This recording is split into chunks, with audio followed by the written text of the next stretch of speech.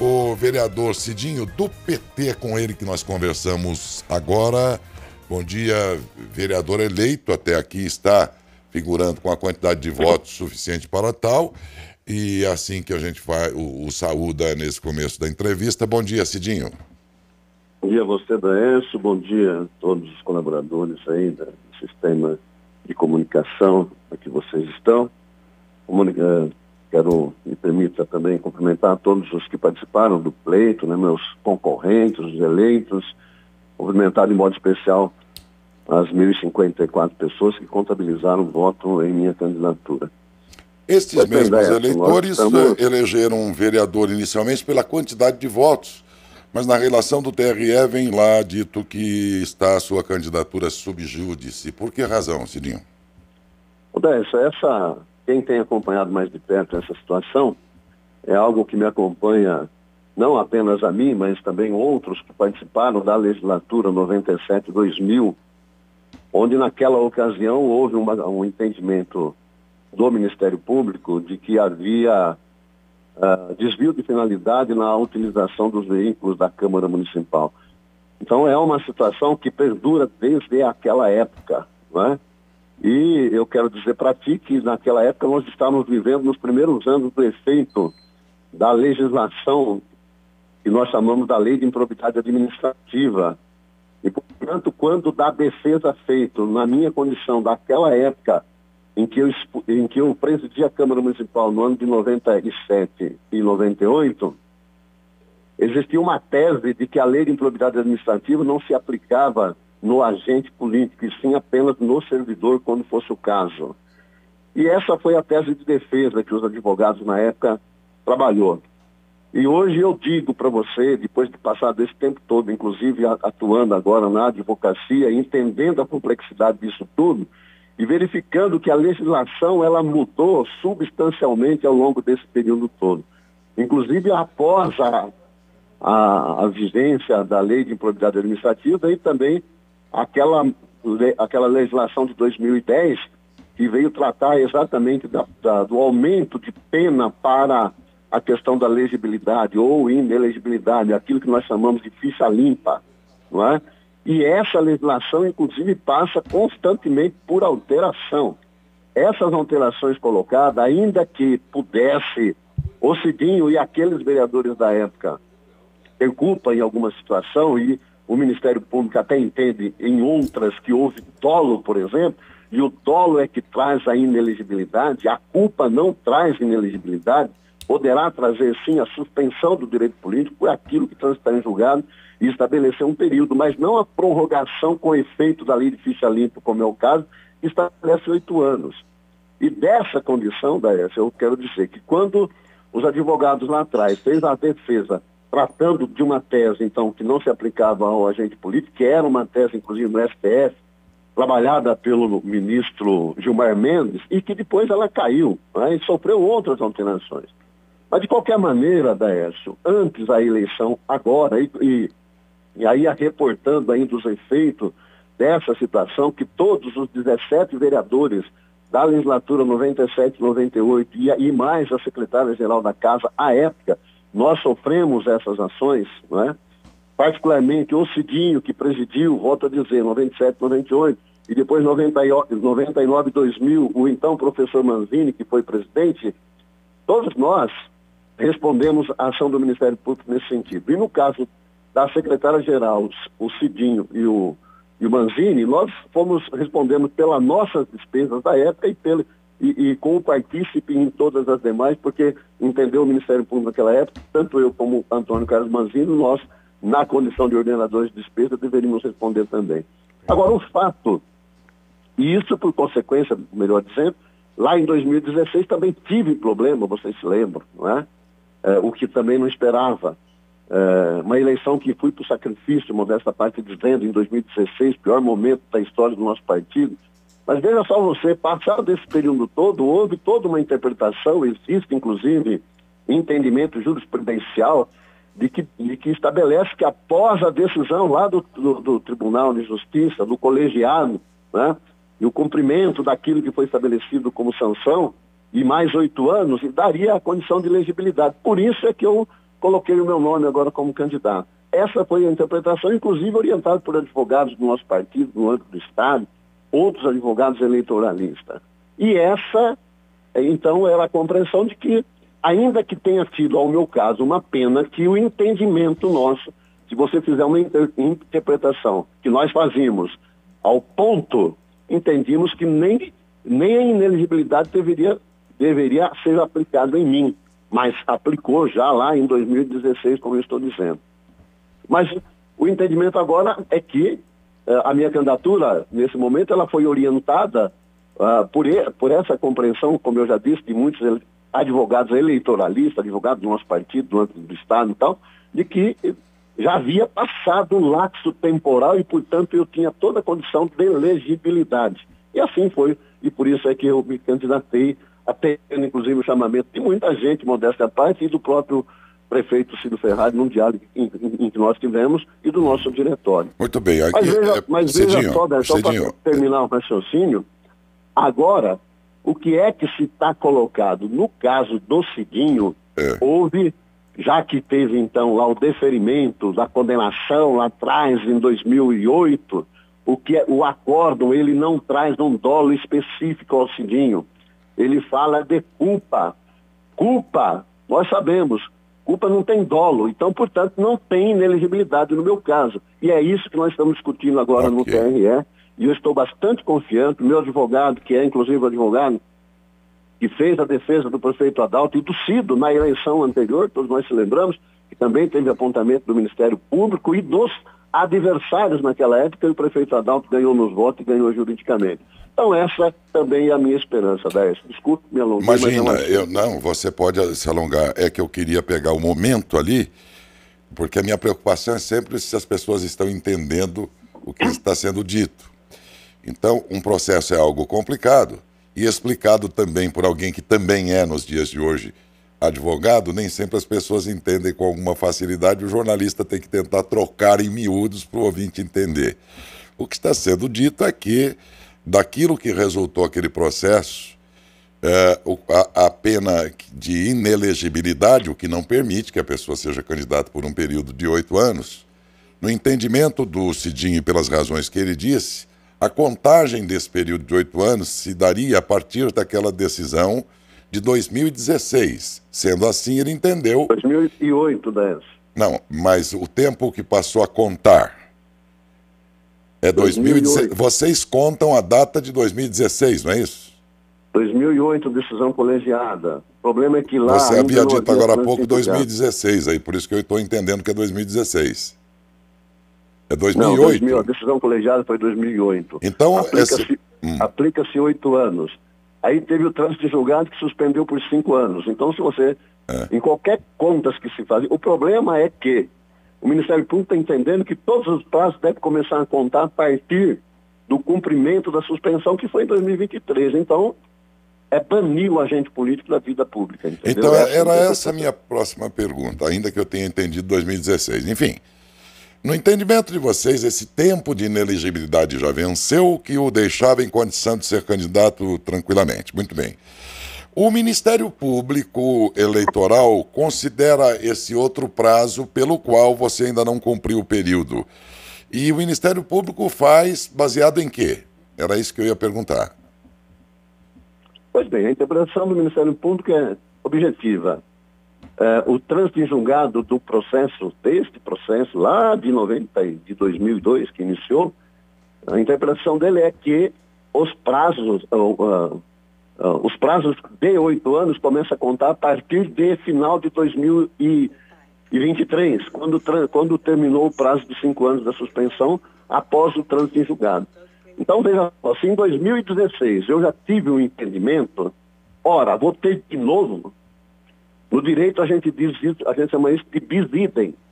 Mas é a lei que os nossos congressistas fizeram, né? Em outra oportunidade nós já conversamos alguma situação e essas coisas. Faz uma lei que ela não fica efetivamente acabada como específica, e aí vem a interpretação de quem quer que seja, e nesse caso o Ministério Público é o fiscal da lei. E respeitosamente é que eu digo. Agora, a luta é essa, não é? Mas o que está colocado agora, Décio, a nossa defesa em São Paulo, brilhantemente feita lá pelo Dr. Ricardo Porto, ela está tratando de uma condição seguinte, objetiva. Não se discute inelegibilidade no caso do Cidinho. Não tem inelegibilidade. O que aconteceu em 2016 não deveria ter acontecido. Ponto, entendeu? Então é isso. Se não há inelegibilidade, houve sim a suspensão dos direitos políticos por 5 anos, mas não há inelegibilidade. Então essa é a tese de defesa e nós estamos confiantes. E vocês também trabalham na tese que prosperou muito tempo depois e hoje praticamente está pacificada, de que, de fato, a improbidade se caracteriza a partir do dolo. O dolo, quando o vereador diz que não é a culpa que estabelece que o sujeito praticou uma improbidade, mas o dolo, ou seja, a intenção naquilo de que foi acusado.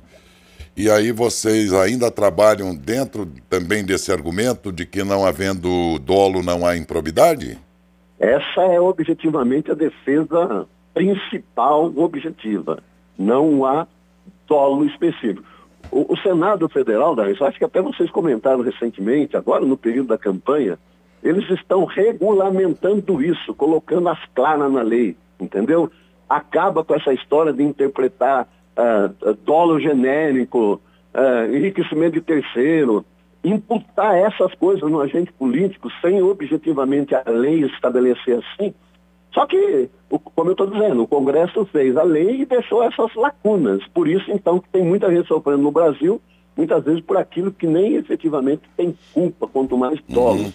Esse mesmo permita, processo... Veja só, Daércio, eu fui presidente da Câmara, veja bem, eu não vou ocupar aqui nem Pedro, nem João, nem Maria, mas eu fui presidente da Câmara por 2 períodos. No caso que se discute essa questão, é de 97 a 2000, na legislatura do primeiro governo do Adalto. Eu estive presidente, Daércio, 97 e 98, as condenações foram genéricas de 4 anos. Eu não estava nem na mesa nos 2 anos seguintes, meu amigo, entendeu? Eu pedi na Câmara Municipal uma certidão dos gastos com essa questão de viagens, né, de rubrica orçamentária. Eu pedi ano a ano de 97 a 2000 e encaminhei dos 2 primeiros anos a qual eu presidi para o Dr. Ricardo Porto. Claro que não se discute mais se teve culpa ou não teve, mas efetivamente, objetivamente, eu não tive nem sequer culpa. Entendeu? E uma coisa interessante, vamos lembrar que em 2016 o Cidinho foi candidato a prefeito numa eleição que foi disputada contra o eleito naquela época, o Schettini. Vocês estão lembrados, o PT ofereceu o nome do Cidinho como candidato e foi aquela eleição em que ali foi dito que você estava inelegível em 2016, me corrija se eu estiver errado, mas é o que eu me lembro que foi feito. Ora, o processo, se for o mesmo, que hoje tenta impedir através do Ministério Público Eleitoral, e se em 2016 você deveria estar cumprindo já o período de inelegibilidade, significa que em 2024 você não estava inelegível, pelo óbvio. É isso que eu estou tentando entender aqui. Porque nesse caso, naquela decisão, a Justiça entendeu que você já estava cumprindo 2016, já se vão 8 anos. É isso que eu estou entendendo, Luci? Exatamente, é isso que eu já disse. É como se a Justiça em 2016 tivesse reconhecido, não, ele já está pagando a inelegibilidade, o período. Então, se de fato é isso, 2 vezes, você não está mais inelegível, pelo cálculo, pelo menos eu estou entendendo aqui, não sei. Não, mas é isso mesmo. Mas você sabe por que isso acontece? Por conta disso que eu estou dizendo. Eu cheguei a dizer isso para um amigo que é deputado federal. Eu falei, vocês produzem a legislação e vocês deixam, em muitas situações, e situações que acaba infligindo na vida das pessoas, das famílias, não é? Porque vocês deixam, às vezes, a possibilidade de uma interpretação extensiva dos fiscais da lei, que é o Ministério Público, a aplicar por extensão a penalidade. Então, veja só, absurdo. E é exatamente isso, Daércio, que eu estou dizendo para você, que acabou de aprovar na Comissão de Constituição e Justiça do Senado Federal essa situação que fica aí, uma dúbia interpretação e cada lugar às vezes interpreta de um jeito e aplica de um jeito. Então agora eles estão regulamentando, estão dizendo o seguinte, não há mais dolo genérico, tem que haver o dolo específico para haver a aplicação da lei da ficha limpa, entendeu? Que no meu caso, eu volto a dizer, não, entendeu? Bom, então, vê se está certo o meu raciocínio, porque, de novo, eu estou querendo entender e também permitir que as pessoas entendam a tua situação. Pelo que se nota, então, existe um prazo para ser cumprido de inelegibilidade, que para vocês é anterior e, portanto, já venceu, e o Ministério Público entende que não, dando como início de cumprimento da inelegibilidade uma data bem mais recente, agora o que coloca você dentro de um tempo ainda de impossibilidade de ser candidato. Mas no meio, de fato, em 2016, por exemplo, já existe um momento em que você foi considerado pelo mesmo processo inelegível, o que faz qualquer um entender que em 2016 você já estava cumprindo. Exatamente. Estou errado? Eu Não, entendi isso. Você está certo, e apenas dizendo, da forma com que a legislação está ou esteve, porque mudou, alterou, em 2021 teve alteração também, ela possibilita ao Ministério Público fazer dessa forma, e compreender que o prazo da ERSA, dos 8 anos que trata a inelegibilidade, no meu caso, o Ministério Público está entendendo que começa a contar a partir do momento que eu cumpri os 5 anos, a sanção de 5 anos de suspensão política. O meu processo ele transitou em julgado em 2018. 2018, 5 anos de suspensão, que foi a sanção, 2023. O Ministério Público está entendendo que começa a contar a partir de 2023 os 8 anos da ficha limpa. Só que a mesma lei fala que os 8 anos após a decisão colegiada. Entendeu? Porque dá datas confusão. diferentes, entendeu? É isso que eu queria que as pessoas entendessem, e eu também estou querendo entender melhor essa questão. Tudo está a partir de quando valeu. Você entende uma coisa e o Ministério Público está dizendo outra. Se é do jeito que o MP está entendendo, meu Deus do céu, por que me deixou fora da possibilidade de concorrer às eleições em 2016. Desde 2012, ou melhor, 2013 até 2024. Porque em 2012, quando o Chico foi candidato a prefeito, eu também tinha intenção, você se lembra, o próprio Ademir, colega eleito agora também, nós tínhamos também colocado o nosso nome internamente no partido. No meu caso, eu não sabia se podia ou não, porque 2012 foi a primeira eleição que passou a ter a vigência da famigerada Lei Ficha Limpa, né? Entendeu?